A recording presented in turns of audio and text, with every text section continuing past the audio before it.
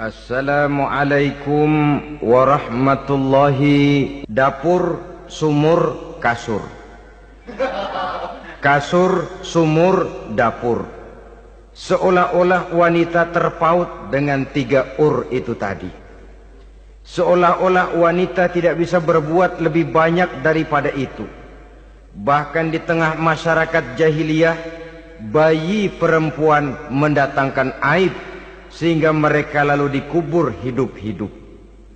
Maka datang Islam dengan tegas mencanangkan satu revolusi yang mengangkat harkat dan martabat kaum wanita. Nabi bersabda, "An-nisa'u imadul bilad, iza saluhat saluhal bilad, wa iza fasadat fasadal bilad." Wanita adalah tiang negara. Jikalau baik wanita, baiklah negara. Jikalau rusak wanita, hancurlah negara.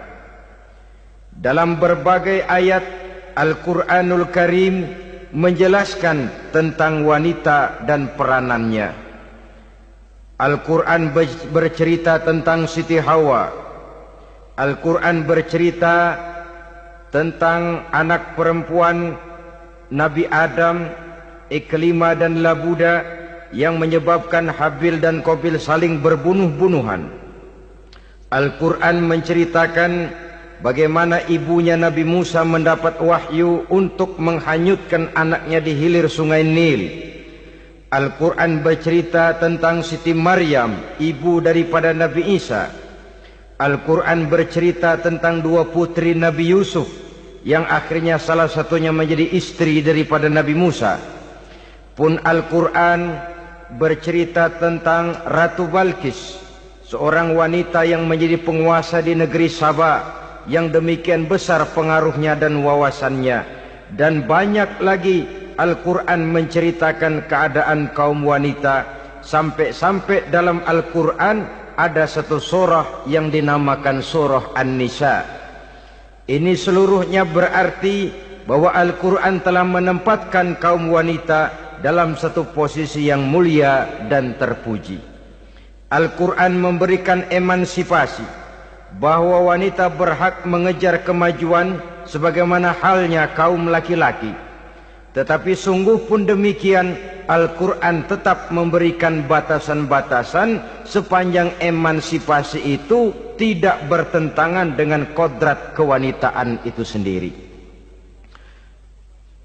Kalau persamaan dan kemajuan, kalau emansipasi dan hak asasi sudah tidak sesuai lagi dengan kodrat kewanitaan, pada akhirnya bukan mengangkat harkat dan martabat kaum wanita, justru malah merendahkan derajat dan martabat kaum wanita itu sendiri. Seperti sebagian besar wanita ini, mereka berteriak menuntut tentang persamaan hak, tapi mereka melupa apa batasan daripada persamaan hak itu sendiri. Sesungguhnya Islam dengan segala konsepsinya yang mengangkat martabat kaum wanita itu, memberikan keleluasaan kepada kaum wanita untuk maju bersama laki-laki sepanjang tidak menginjak-injak kodrat kewanitaan itu sendiri. Kalau sudah sampai kepada menginjak kodrat kewanitaan, maka akan merendahkan martabat kaum wanita. Sebab apa? Secara fisik dan psikis, agaknya memang laki-laki sudah ditakdirkan oleh Allah untuk menjadi pembimbing bagi kaum wanita. Walaupun tidak tertutup kemungkinan wanita tampil sebagai pemimpin, tetapi dari segi fisik biologis misalnya, laki-laki itu diciptakan kekar, kuat untuk memikul dan melaksanakan tugas-tugas yang berat. Sedangkan perempuan pada umumnya adalah lembut, ayu, lemot, denok, geboy, dan lain sebagainya.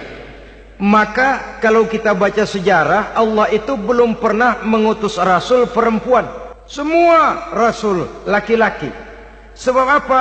Secara fisik biologis tugas kerasulan lebih dimungkinkan oleh seorang laki-laki. Tugas rasul itu berat. Kadang-kadang perang, dicaci maki, berhadapan dengan ujung tombak, ujung pedang dan lain sebagainya. Makanya seluruh rasul laki-laki, dan Allah belum pernah mengutus rasul perempuan. Dari segi lain, perempuan itu banyak terhalang untuk melaksanakan ajaran agama. Misalnya 1 minggu dalam sebulan perempuan itu terkena cuti khusus, mengalami masa menstruasi, tidak sholat, tidak puasa, tidak melaksanakan ajaran agama yang tidak dibolehkan pada saat menstruasi itu. Kalau ada rasul perempuan, lalu saat malaikat akan menyampaikan wahyu, kebetulan rasulnya sedang wah, itu bisa balik-balik lagi malaikat Jibril ke langit itu. Mau turun nyampein wahyu, balik lagi ke atas, ditegur, kenapa balik lagi Jibril? Rasulnya lagi head.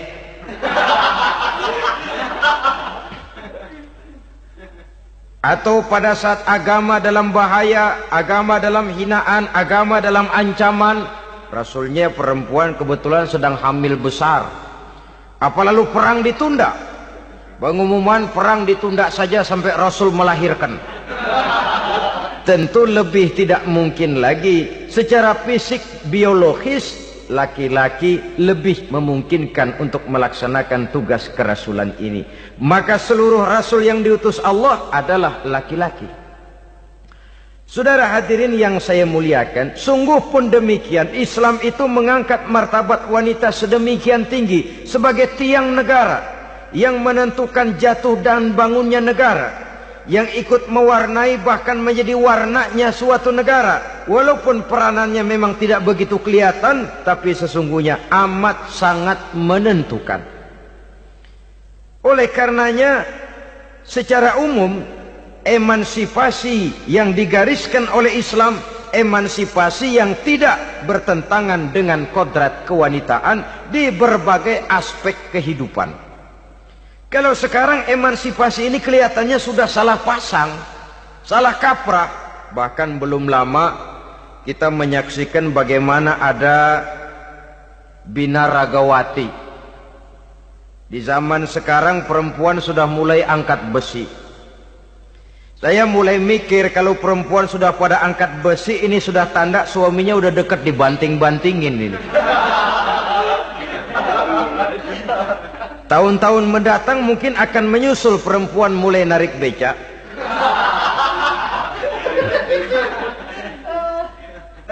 Nampaknya kan sudah tidak lagi mengindahkan kodratnya sebagai wanita. Ada olahraga yang hanya pantas dikerjakan oleh laki-laki. Oleh karena itu pada kesempatan ini kita akan mencoba melihat peranan wanita dari berbagai dimensinya. Yang pertama, peranan wanita sebagai istri. Adalah Rasul memilih istri pertamanya Sayyidatuna Khadijah radhiyallahu anha.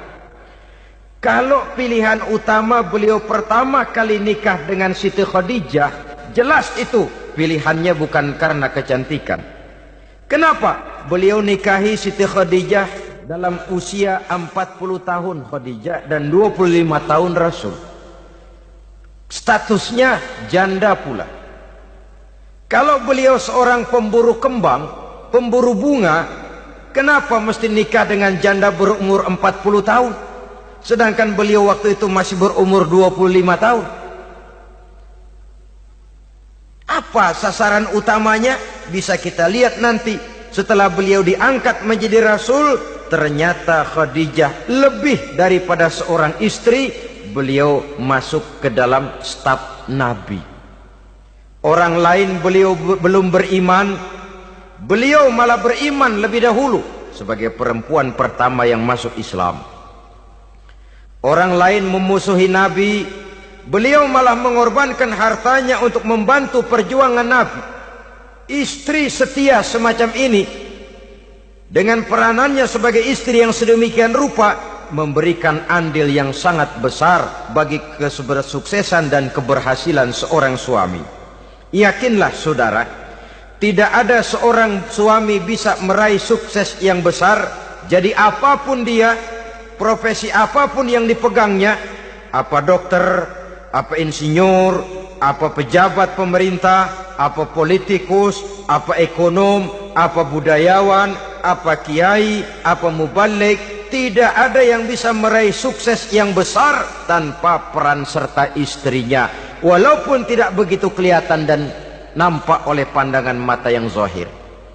Sebaliknya, seorang istri bisa mempengaruhi suaminya. Seorang suami yang jujur, polos, lugu, sederhana, bisa jadi koruptor ulung kalau didorong-dorong oleh istrinya.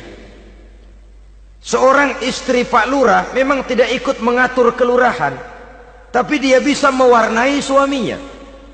Seorang istri gubernur memang tidak ikut mengatur provinsi, tapi dia bisa mewarnai suaminya. Sepanjang warnanya positif, tentu sangat baik dan sangat diharapkan. Tetapi kalau warnanya negatif, kiamatlah akibatnya umat ini. Oleh sebab itu, peran pertama dari kaum wanita sesungguhnya adalah sebagai istri yang mendampingi suami untuk mengolah dan melaksanakan tugas-tugas besar. Dari seorang yang paling kecil sampai kepada seorang yang punya jabatan paling tinggi sekalipun, pengaruh dan peranan istri memang sangat menentukan. Saudara hadirin kaum muslimin rahimakumullah, itulah sebabnya Nabi menikah dengan Siti Khadijah. Dan lebih dari itu, sebelum menikah dengan Nabi, Siti Khadijah itu sudah terkenal sebagai pengusaha wanita, business girl kalau bahasa sekarang ini. Bahkan jaringan bisnisnya tidak hanya Mekah saja, tidak hanya antar kota, bahkan sudah antar negara, dari Mekah ke Syam, dari Mekah ke Madinah dan lain sebagainya, yang bahkan kita tahu Rasul pada mulanya pun ikut membantu perdagangannya Siti Khadijah radhiyallahu anha ini. Jadi kalau bercermin dari karier Siti Khadijah, boleh saja wanita bergerak di bidang bisnis, asal memang profesi, bukan karena dengan senjata dan modal kecantikan lalu membujuk dan merayu orang sampai telak sehingga bisnisnya berjalan lancar dengan jalan menjual kecantikannya. Tidak, bergerak di bidang bisnis yang memang profesinya di situ. Tidak ada salahnya. Bisa saja perempuan menjadi business girl seperti yang dicontohkan oleh Siti Khadijah radhiyallahu anha ini. Sebab itu, kontes-kontesan yang hanya bertitik kepada rupa yang ayu saja, rupa yang cantik saja, sesungguhnya bukan hanya tidak bermanfaat, tapi saya pikir juga sangat tidak mendidik. Yang mengajar anak-anak remaja putri kita untuk berlomba-lomba hidup dalam kepalsuan. Alis mata palsu, hidung pesek dimancungin palsu, operasi plastik. Alis matanya dikerik, bikin yang palsu. Tai lalat lagi bikin yang palsu. Gincu bibir dimerahin, palsu. Seluruhnya hidup dalam kepalsuan. Akan lebih baik kalau kita ini misalnya mengadakan kontes yang menitik beratkan kepada ketinggian IQ, kecerdasan, kemampuan, skill, keahlian dan kemampuan.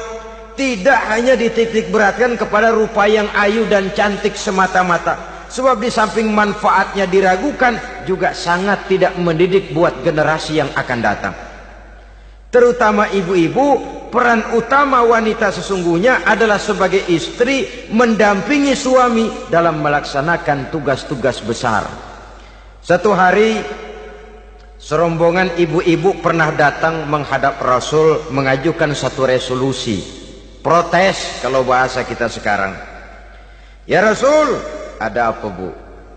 Kalau laki-laki sih enak. Enak bagaimana? Iya, kalau orang laki-laki sholat, perempuan sholat. Laki-laki puasa, perempuan puasa. Laki-laki pergi haji, perempuan pergi haji. Laki-laki menuntut ilmu, perempuan bisa menuntut ilmu.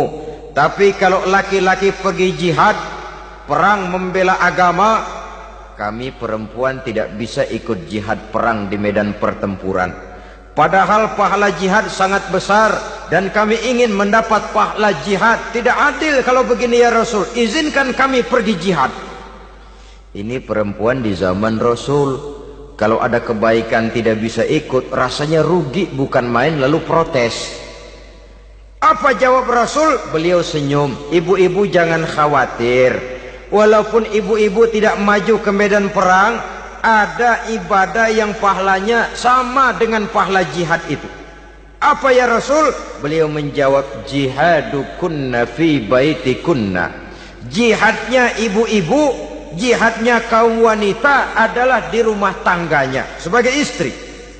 Memasak makanan suaminya, mencuci pakaian istrinya, mengasuh, merawat dan membesarkan anak-anaknya, itu seluruhnya bagian daripada ibadah yang pahalanya tidak kurang dengan pahala jihad. Kenapa? Al-Quran itu memberikan sesuatu sesuai dengan kedudukannya. Kalau perempuan pergi perang jihad membela agama, musuhnya laki semua, kayak apa perangnya? Itu musuhnya bisa nggak mau pakai pedang, perangnya udah gulat aja udah. Sehingga Rasul lalu memberikan satu jalan keluar yang membuat wanita-wanita itu lega.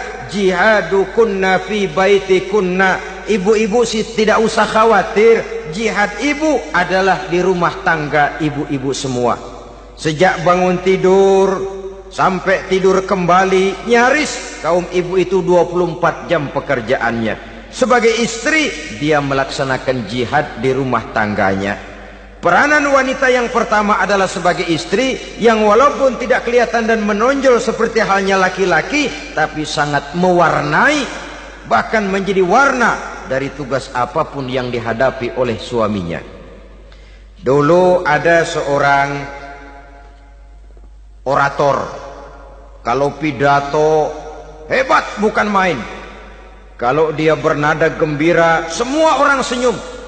Kalau dia bercerita tentang sesuatu yang sedih, satu masjid orang nangis. Orang tanya kepadanya, Pak, bisa pidato begitu hebat, siapa yang bikin? Ya saya sendiri. Istrinya dari belakang bilang, tidak, yang bikin pidatonya hebat saya. Kata suaminya, mana bisa, saya, kata istrinya. Kalau saudara tidak percaya, tunggu Jumat depan, dia khutbah Jumat, saya akan bikin khutbahnya tidak hebat, kata istrinya. Sudah hari Rebo, siap-siap mau bikin konsep khutbah. Baru mau nulis, datang istrinya, Bang, tolong pegangin anak, saya mau ke warung. Mau bikin konsep lagi, kata istrinya, Bang, tolong ini, tolong itu, tolong ini. Sampai mau berangkat khutbah Jumat, khutbah belum selesai dibikin. Begitu naik mimbar, kehabisan bahan. Sudah 10 menit masih ama bakdu. Ini yang dengar heran, ini orang kok bicaranya bisa cuma amat sama badu saja. Di situ kelihatan saudara-saudara betapa peran serta istri yang walaupun tidak kelihatan oleh pandangan mata yang zahir, tapi teramat sangat menentukan. Sekali lagi, tidak ada seorang suami bisa sukses jadi apapun dia tanpa peran serta istrinya di rumah. Tidak ada kemajuan yang bisa diperoleh kalau tidak karena peran serta istrinya di rumah. Tidak ada kesuksesan yang bisa diraih tanpa keikutsertaan daripada istrinya di rumah. Walaupun suaminya yang dikenal orang, suaminya yang dipuji orang, suaminya yang disanjung orang, bagian besar tetaplah saham dan andil daripada istrinya yang di rumah itu. Ini makna an-nisa imadul bilad. Wanita adalah tiang negara. Jikalau baik wanita, baik negara. Jikalau rusak wanita, hancur negara. Karena wanita, negeri Sabah menjadi terkenal, tentram, aman, wawasan politiknya luas. Seorang semacam Cleopatra bisa menaklukkan Julius Caesar. Dan begitu selanjutnya. Banyak cerita-cerita betapa wanita yang berperan di belakang layar ini bahkan bisa menggoyangkan negara. Bahkan yang paling dekat saja contoh dengan kita, Senator Gary Hart. Saudara masih dengar tentu itu. Betapa harus terpaksa mengundurkan diri dari pencalonan presiden Amerika karena kasusnya dengan Donna Rice itu, dengan hostess itu. Betapa di sini seorang perempuan atau seorang wanita sanggup membongkar seseorang yang punya masa depan ceria untuk menuju kursi kepresidenan dari suatu negara adidaya seperti Amerika, bisa gagal berantakan karena skandalnya itu. Apa penyebabnya? Wanita. Tapi wanita juga bisa menyebabkan menjadi cambuk majunya laki-laki. Wanita juga bisa menghancurkan dan mengubur laki-laki. Saudara hadirin yang saya muliakan, ia memang kelihatannya makhluk yang lemah, tapi di balik kelemahannya itu sesungguhnya dia bisa menelan laki-laki yang bagaimanapun besarnya. Saudara-saudara kaum muslimin rahimakumullah, terutama ibu-ibu yang saya hormati, jadi peranan yang pertama wanita sebagai seorang istri. Yang kedua, wanita sebagai ibu. Ini juga sangat besar pengaruhnya dalam membentuk generasi masa yang akan datang. Bapak, oleh karena kesibukan tugasnya, tentu lebih banyak di luar rumah. Yang nyaris 24 jam di rumah itu ibu. Bagaimana dia merawat anaknya, bagaimana dia menaruh perhatian terhadap anaknya, bagaimana ia melimpahkan kasih sayang kepada anak-anaknya, akan membentuk kepribadian anak dan artinya membentuk generasi yang akan datang. Kalau seorang ibu sudah cuek-cuek saja kepada anaknya, padahal Quran mengatakan al-jannatu tahta aqdamil ummahat, surga di bawah telapak kaki ibu. Hadis ini bisa kita artikan macam-macam.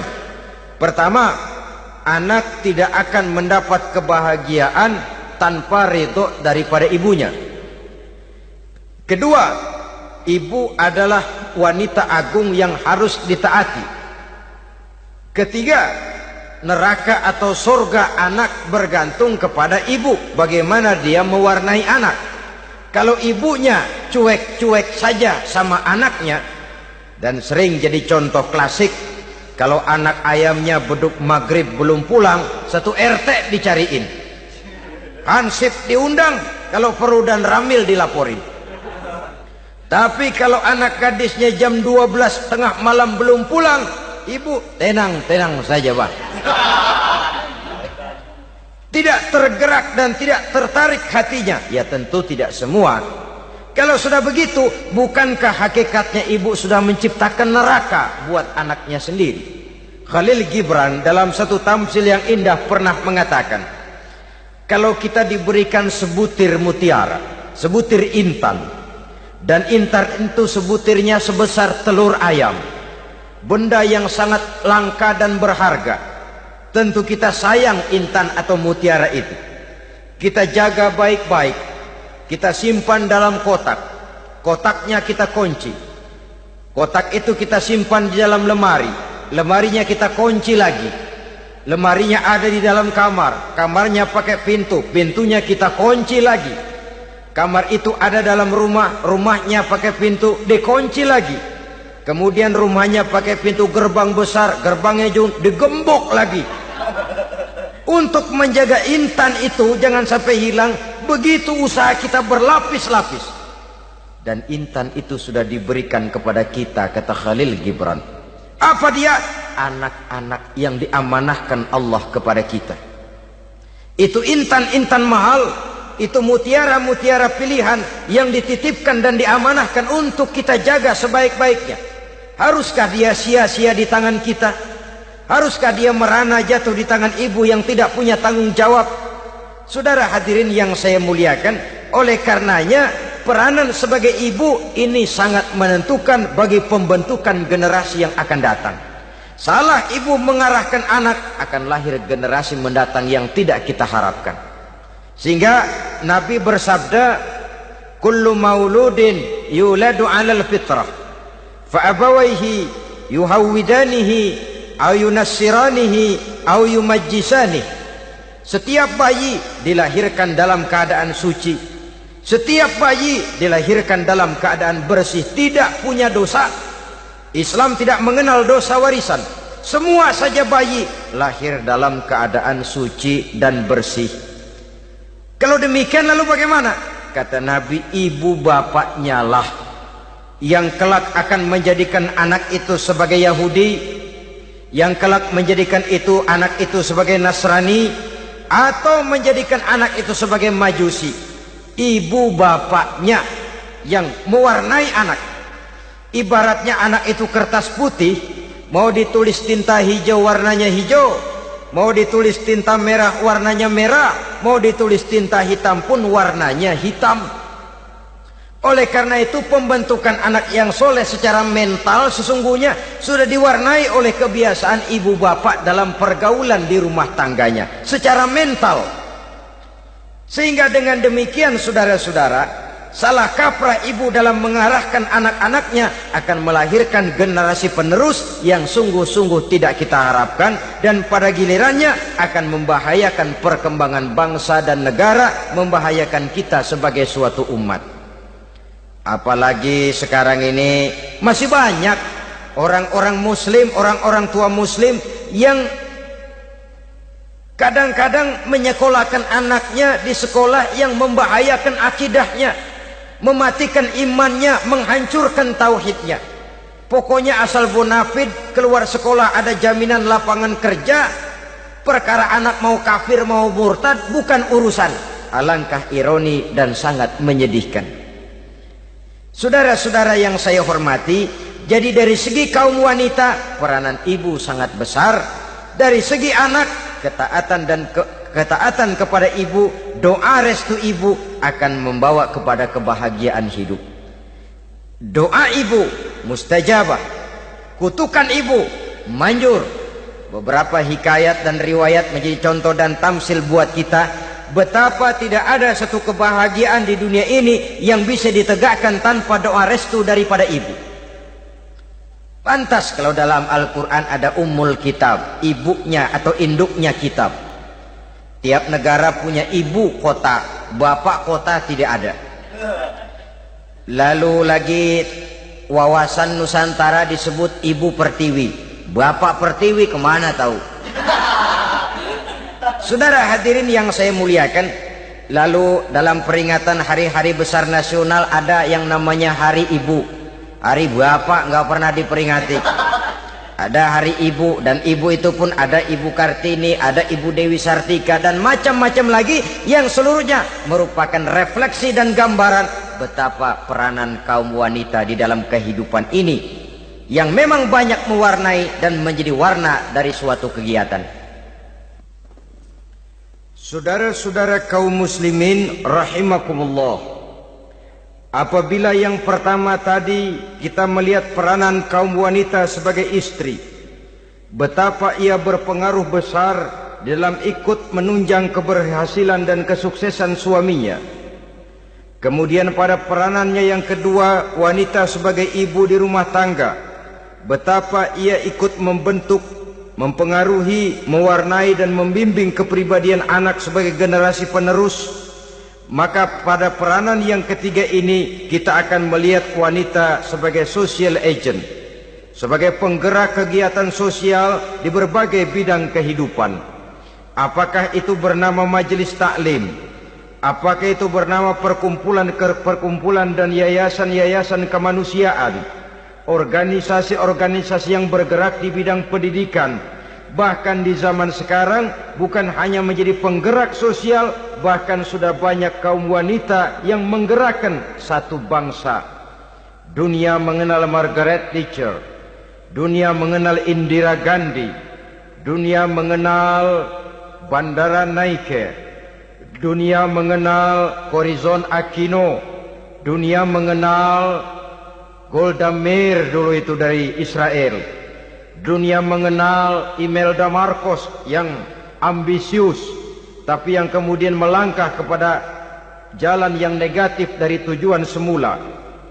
Ini bukan hanya sekedar social agent, tapi bahkan sudah mengarah kepada menggerakkan dan mewarnai suatu bangsa.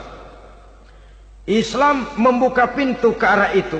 Wanita duduk dan berfungsi sebagai social agent, mengurus berbagai macam perkumpulan-perkumpulan yang bertujuan kepada kebajikan, menyantuni yatim piatu, memelihara kesehatan, menyayangi binatang, memelihara kelestarian lingkungan dan lain sebagainya. Islam membukakan pintu sepanjang peranan sebagai istri dan sebagai ibu tidak diabaikan. Ini sebab yang utama.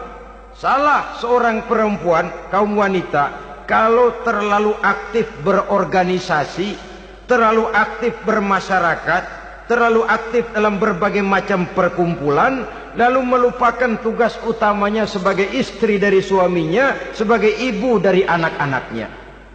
Ibu asik rapat sana, rapat sini. Anak tidak pernah diajak rapat, akhirnya si anak bikin perkumpulan sendiri, rapat menurut versi mereka. Sehingga akibatnya yang timbul anak merasa kurang diperhatikan oleh ibunya. Ngaji bagus, tapi kalau sepanjang hari ngaji saja, suami pulang mau makan tidak ada makanan, mau berganti pakaian belum lagi diteriska pakaiannya, tentu ini melupakan fungsi yang utama. Kegiatan sosial, kegiatan di organisasi adalah jadwal kegiatan setelah fungsi sebagai istri dari suami, sebagai ibu dari anak-anak dilaksanakan dengan sebaik-baiknya. Bukan tidak baik ngaji, kalau dari ngaji ke ngaji saja. Bangun tidur ngaji, jam 7 ngaji, berangkat jam 11. Sholat zuhur berangkat ngaji lagi, pulang sore, malam ngaji lagi. Suami tidak terurus, anak-anak pun terbengkalai, rusaklah rumah tangga. Dan bukankah satu bangsa terdiri dari satu tatanan masyarakat? Dan tatanan masyarakat yang paling kecil bernama keluarga. Keluarga merupakan unit dari masyarakat, unit yang terkecil. Dan keluarga terdiri dari pribadi-pribadi yang merupakan bapak, ibu, dan anak-anak. Sehingga masyarakat bangsa yang baik terdiri dari masyarakat yang baik. Masyarakat yang baik tersusun dari keluarga-keluarga yang baik. Dan keluarga yang baik akan muncul dari pribadi dan individu yang baik. Pribadi dan individu yang baik yang sadar mana kewajiban yang primer, mana kewajiban yang sekunder. Sebagai social agent, dia lalu mawas diri dengan tetap mempertimbangkan kodrat kewanitaannya itu tadi. Saya ikut prihatin kalau ada perempuan main sepak bola. Dan saya yakin betul kalau perempuan main sepak bola, yang nonton pasti bukan nonton bola. Ya mungkin bola juga, tapi bola yang mana? Itu wallahu a'lam. Ya dicari olahraga yang sesuai dengan kodrat kewanitaan begitu. Dicarilah olahraga yang sesuai dengan kodrat kewanitaan. Sepak bola sudah maju, ya belakangan saya katakan tadi muncul lagi wanita angkat besi. Belakangan bisa kita bayangkan wanita main tinju. Babak belur sudah kalau sudah begitu. Kemajuan dengan melupakan kodrat kewanitaan akan menyengsarakan kaum wanita itu sendiri. Silahkan maju menjadi social agent, menjadi penggerak di masyarakat. Para istri Rasul bisa kita jadikan satu figur. Siti Khadijah, figur sebagai istri pendamping yang setia. Dikala suaminya bingung, ia tampil memberikan pandangan. Dikala suaminya bingung, ia memberikan tanggapan. Dikala suaminya dimusuhi orang, ia menampakkan kesetiaannya. Kau tidak sendiri bang, aku di sisimu. Dikala jiwanya gelisah ketika pertama kali menerima wahyu berhadapan dengan malaikat Jibril, Khadijah yang menghibur. Kalla ma yukhzikallahu abada. Tidak apa-apa bang, Allah tidak akan menyusahkan kau untuk selamanya. Tenang sajalah, tenang. Abang orang baik-baik, Allah tidak akan menyengsarakan abang. Peran sebagai istri. Dan Rasul mantap. Sehingga bertahun setelah Khadijah wafat, selalu terkenang dan dikenang oleh Rasul. Pernah satu saat beliau itu seperti orang melamun. Aisyah tanya, kok seperti ngelamun bang? Iya, kata Rasul, saya seperti mendengar suara terompahnya Khadijah di surga. Padahal Khadijah sudah lama wafat. Aisyah mendengar itu rada sedikit manyun. Kata Aisyah, bang, cukup sekali ini saja, jangan sebut-sebut lagi nama itu ya. Cemburu rupanya. Ya soal cemburu sih nggak bini Nabi, nggak bini kita, namanya cemburu. Perempuan mesti ada. Apa jawab Rasul?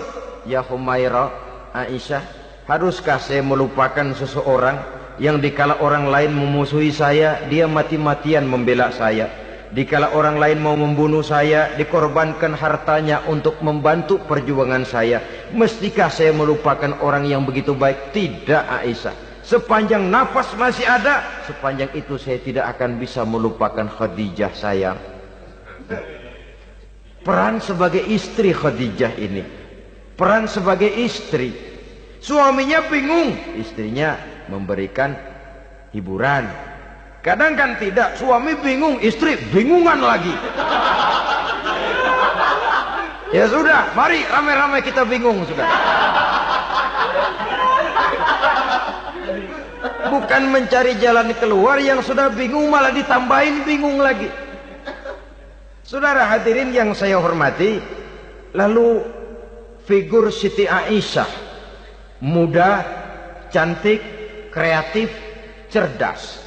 Kalau bahasa sekarang barangkali wanita karier ini. Ini figur-figur loh. Jadi punya keistimewaan masing-masing, sehingga ada pilihan. Ya tentu orang mencari istri itu kan karena ada dasar pilihan. Mungkin rupanya kurang menarik tapi akhlaknya bagus. Mungkin akhlaknya sedang-sedang saja tapi potongannya cakep, masih ada pilihan. Sudah potongan jelek, akhlak bejat. Emangnya lu milih merem tempo hari ya?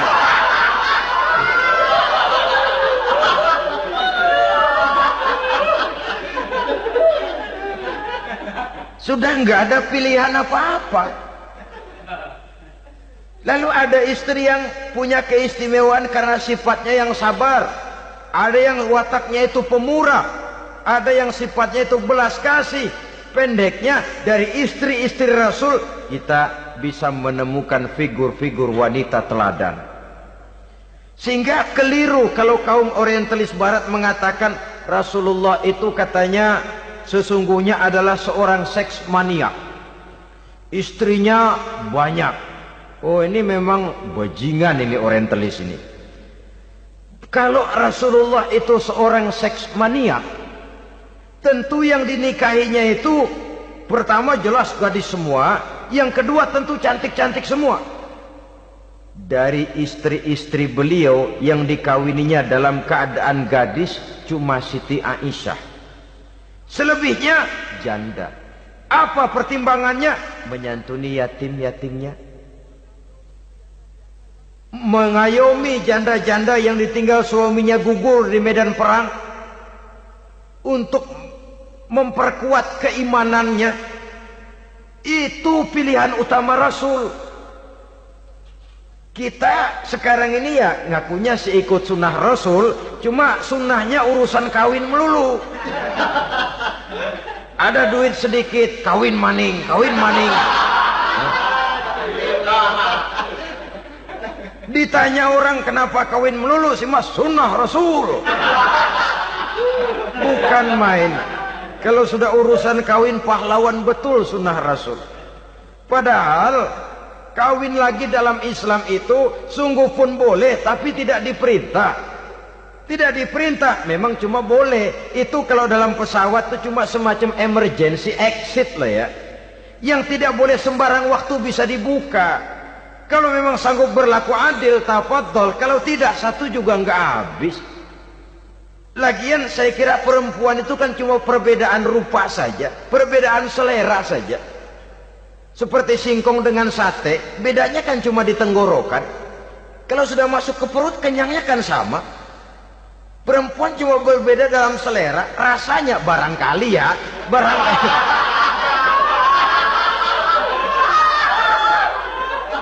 Barangkali tidak jauh beda.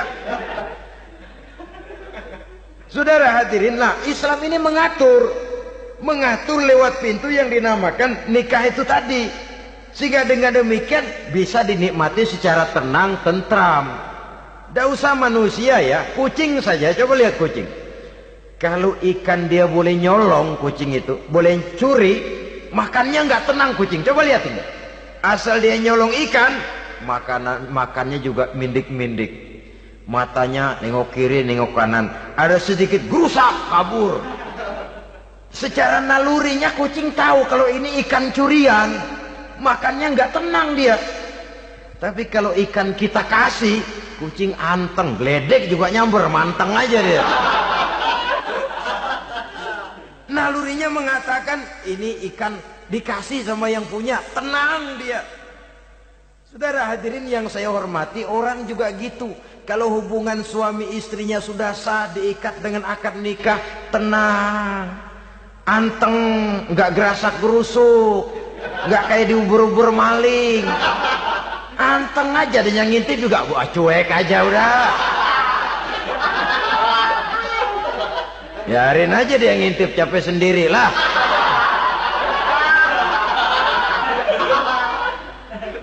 Tapi kalau nyuri-nyuri, coba lihat dah. Mana di kebun banyak nyamuk, Hansip mukul tiang listrik, dia yang bingung. Islam ini sesungguhnya memudahkan jalan, saudara-saudara. Jadi sebagai social agent, wanita bisa melakukan, bisa berperan untuk itu. Apalagi untuk hal-hal yang menyangkut wawasan kemanusiaan, di mana kaum wanita karena emosinya lebih tinggi daripada kaum wanita laki-laki, dia sangat peka terhadap masalah-masalah yang menyangkut kemanusiaan. Hatinya mudah tergugah, perasaannya cepat terenyuh. Dengan penderitaan dia cepat tergugah. Dia bisa menjadi social agent tanpa harus melupakan fungsi utama sebagai istri dan sebagai ibu dari anak-anaknya, sebagai istri dari suaminya. Saudara hadirin yang saya muliakan, dahulu Al-Quran pernah menceritakan betapa istri-istri pembesar di istana mewah di zaman Nabi Yusuf, kalau istilah sekarang nyonya-nyonya jet set, nyonya-nyonya VIP, betapa mereka mau memporak-porandakan keimanan seorang pemuda seperti halnya Nabi Yusuf alaihi salam. Dan Nabi Yusuf kemudian ternyata tidak mau jadi gigolo yang kerjanya hanya menyenangkan wanita-wanita jet set kelas VIP ini tadi. Sesungguhnya ini cuma satu simbol yang kejadiannya bisa saja terjadi pada zaman modern dalam versi dan kondisi yang berbeda.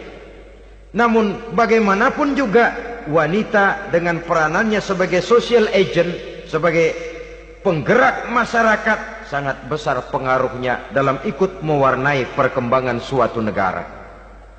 Seorang suami perlu memberikan dorongan kalau istrinya aktif di bidang sosial, asal dengan catatan saja, fungsi sebagai istri, fungsi sebagai ibu jangan sampai terlantar karenanya. Bahkan saya katakan tadi, di zaman sekarang wanita tidak lagi hanya berfungsi sebagai social agent, bahkan sebagai national agent, penggerak dari satu bangsa. Muncul wanita-wanita yang jadi menteri, yang jadi anggota DPR, bahkan yang jadi kepala desa dan lain sebagainya. Secara umum memang ar-rijal qawwamuna 'alan nisa. Laki-laki adalah pembimbing bagi kaum wanita karena kelebihan fisik biologis, kelebihan kemampuan intelektual dan lain sebagainya. Namun wanita pun boleh saja menjadi social agent sepanjang catatan yang saya sampaikan tadi. Jangan sampai melupakan kodrat kewanitaan, jangan sampai mengalahkan fungsi sebagai istri dari suaminya, sebagai ibu daripada anak-anaknya. Nah, kemudian fungsi yang keempat di bidang ilmu pengetahuan. Islam memberikan kesempatan yang sama kepada kaum wanita. Thalabul ilmi faridatun ala kulli muslimin wa muslimatin.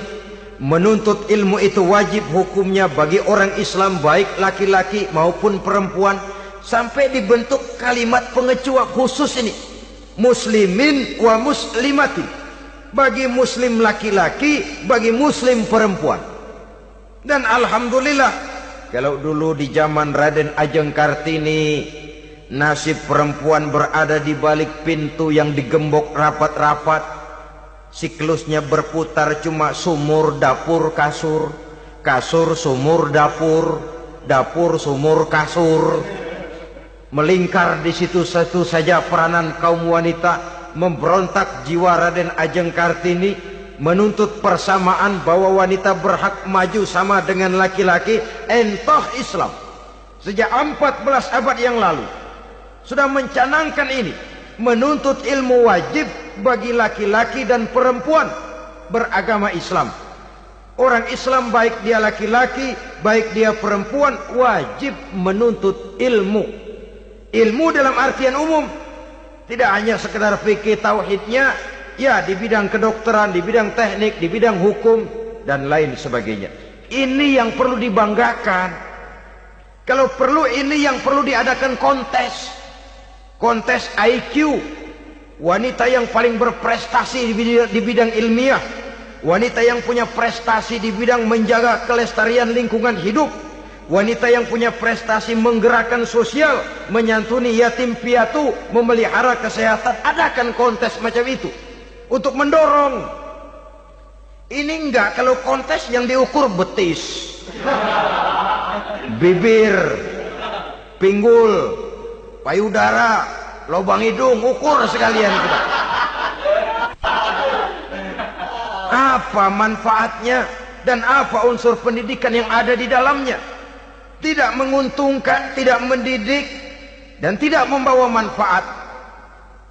Kecuali lalu yang timbul pola hidup konsumen, pola hidup konsumer, pola hidup yang material, pola hidup yang wah, pola hidup yang gemerlapan. Ya, kalau oleh anak-anak muda yang terjangkau. Kalau tidak, dia hanyut ditelan mimpinya. Dia ingin bergaya hidup jet set, sementara dia dihadapkan oleh kenyataan bahwa dia tinggal di kampung, ibu bapaknya orang kampung, dan lain sebagainya. Jiwanya berontak, terjadilah kegalauan, terjadilah kerancuan, terjadilah komplikasi, perang di batin antara keinginannya dengan lingkungan nyata yang dihadapinya. Dan kalau sudah ada gejala semacam itu, penyakit-penyakit kejiwaan akan mudah muncul.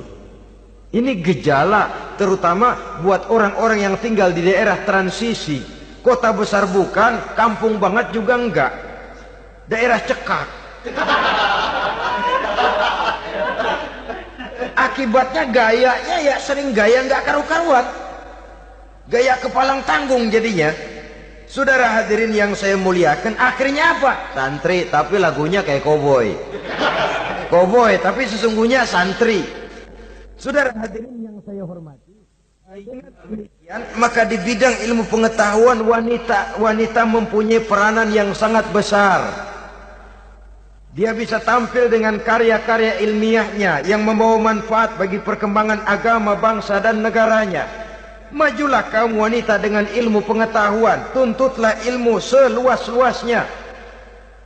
Kita hidup di satu negara yang merdeka, kita beragama yang memberikan satu keyakinan bahwa menuntut ilmu merupakan kewajiban, bahwa peranan wanita tidak hanya di belakang dapur, lain sebagainya yang seluruhnya terpantul dari dinamika kehidupan kaum wanita.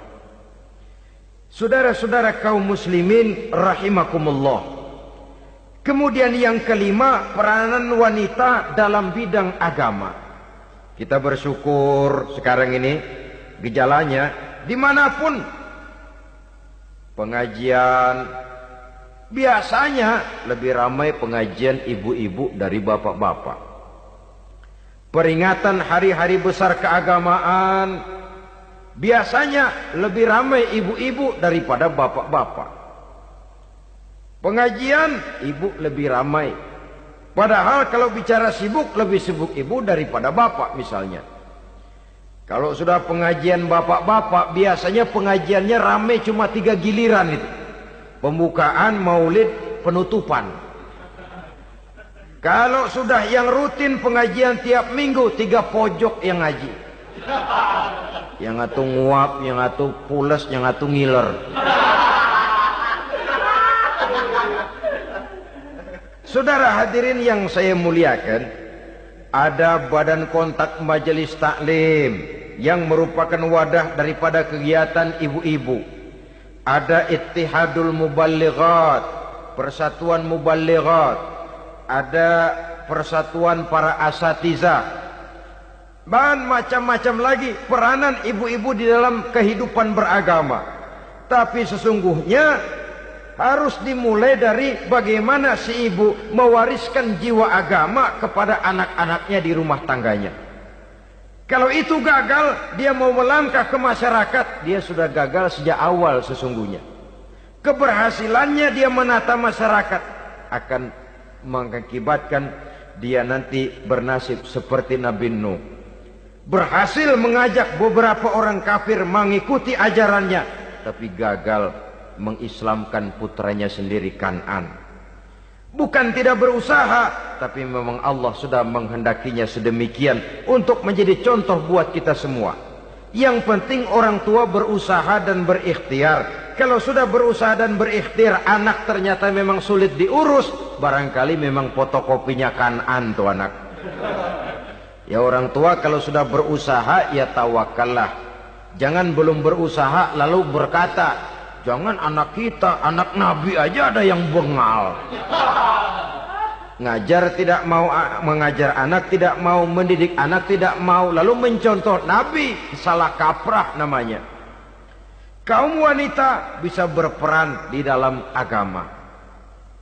Ketika Rasul hijrah, itu kan beliau tidak langsung ke Madinah. Dari Mekah itu beliau mengambil jalan arah ke kiri menuju Gua Sur. Ini dalam strategi militer punya makna sendiri. Jenderal yang ulung, ahli strategi militer ini. Di Gua Sur sana beliau tinggal 2 hari 3 malam. Siapa yang membawa makanan ke Gua Sur? Siapa yang menjadi kurir untuk mengintai kegiatan-kegiatan Quraisy setelah Nabi berangkat hijrah? Asma, putri Abu Bakar Siddiq radhiyallahu anhu. Jadi kurir, jadi spion, membawa makanan untuk Rasul dan ayahnya di Gua Sur. Ini peranan wanita. Di tengah bahaya, di tengah keadaan posisi terjepit, Rasul di dalam gua, diamatinya keadaan Quraisy, dilaporkannya kepada Rasul.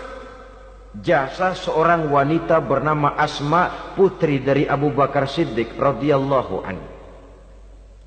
Rabi'atul Adawiyah, seorang sayyidah sufiyah, ahli tasawuf yang terkenal dengan ajaran cintanya kepada Tuhan. Dia bisa menjadi tokoh wanita dalam gerakan sufi oleh karena kegiatannya di bidang agama dalam arti mujahadahnya kepada Allah Subhanahu wa taala. Dia korbankan bagian besar daripada hidupnya untuk mengabdi kepada Allah. Setelah suaminya meninggal, seumur hidup dia tidak pernah nikah lagi. Bukan tidak cantik, cantik. Bukan tidak ada yang mau, banyak yang meminang. Bahkan diantaranya termasuk Sufyan Tsauri, seorang tokoh juga. Pernah mencoba meminang beliau. Kata Sufyan, Rabi'ah, bagaimana? Kamu kan janda? Iya. Lalu, lah saya kan duda. Jadi bagaimana? Daripada kita masing-masing sendiri-sendiri kan lebih baik kita join. Maksud kamu apa? Saya mau meminang kamu. Boleh? Tapi mas kawinnya saya minta engkau jawab 4 pertanyaan saya. Kalau bisa, diri saya seutuhnya saya berikan kepada kamu. Kalau tidak, tidak usah saja. In ajabtani fi 4 masail fa ana laka. Kalau engkau sanggup menjawab 4 pertanyaan saya, seluruh diri saya bulat-bulat saya serahkan kepada kamu. Yang pertama, Sufyan, semua orang kan bakalan mati. Iya. Ya soal mati sih sama, mati. Cuma hakikat mati kan lain-lain. Ada yang matinya itu husnul khatimah. Mati baik di akhirnya. Lagi ngaji, mati. Lagi baca Quran, mati. Lagi sholat, mati. Lagi dengar ceramah, mati. Lagi sodako, mati. Itu mati-mati yang su'ul khatimah. Ada yang mati itu mati yang husnul khatimah maksud saya. Ada mati itu yang disebut su'ul khatimah, jelek di penghujungnya. Lagi nyekek botol, mampus. Lagi banting kartu, plak, plak, habis. Lagi makan riba, mati. Lagi zina, mati. Lagi nipu, mati. Kira-kira kalau saya nanti mati, su'ul khatimah apa husnul khatimah? Loh, saya nggak tahu, kamu mati saja belum. Tidak bisa kamu jawab, tidak bisa. Yang kedua, setelah mati kita masuk ke alam kubur.